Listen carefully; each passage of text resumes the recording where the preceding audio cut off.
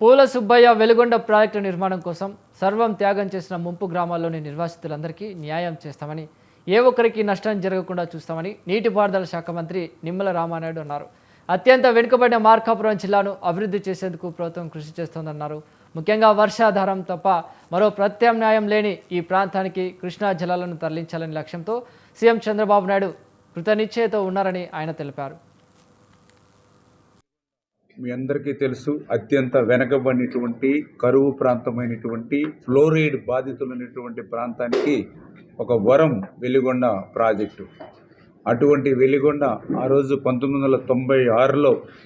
ఆ రోజు గౌరవ ముఖ్యమంత్రి చంద్రబాబు నాయుడు గారు ఆయన ఆ రోజు పునాది రాయి వేస్తే ఈ రోజుకి 30 సంవత్సరాలు దాటుతున్నా కూడా ఆ ప్రాజెక్టు పూర్తి కాకపోవడంపై 2024లో చంద్రబాబు నాయుడు గారు ముఖ్యమంత్రి అయిన వెంటనే, కూటమి ప్రభుత్వ అధికారులకు వచ్చిన వెంటనే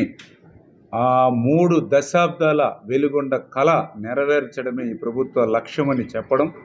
చెప్పడమే కాదు, దానికి కూడా ఒక వర్క్ షెడ్యూల్ని రూపొందించుకుని 2024 నుంచి 2026 ఆగస్టు కల్లా ఈ వెలుగొండ ఫస్ట్ ఫేజ్ పూర్తి చేసి నీళ్ళు ఇవ్వాలి నల్లమల సాగర్కి అనేటువంటి సీఎం చంద్రబాబు నాయుడు గారు ఇచ్చినటువంటి లక్ష్యానికి అనుగుణంగానే ఈ యొక్క 2 ఏళ్ల నుంచి కూడా మీ అందరూ కూడా చూస్తూ ఉన్నారు. డే అండ్ నైట్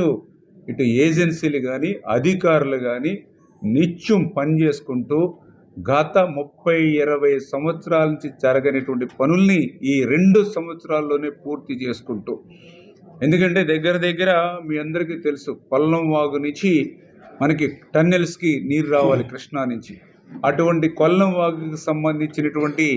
మట్టి అంతా కూడా అక్కడ స్టాక్ చేస్తే దానిలో మరి 80,000 క్యూబిక్ మీటర్లు ఆల్రెడీ తొలగించి ఆ ఛానల్ని మేము కృష్ణా నుంచి కొల్లం వాగు మీదుగా టన్నెల్ వరకు ఏర్పాటు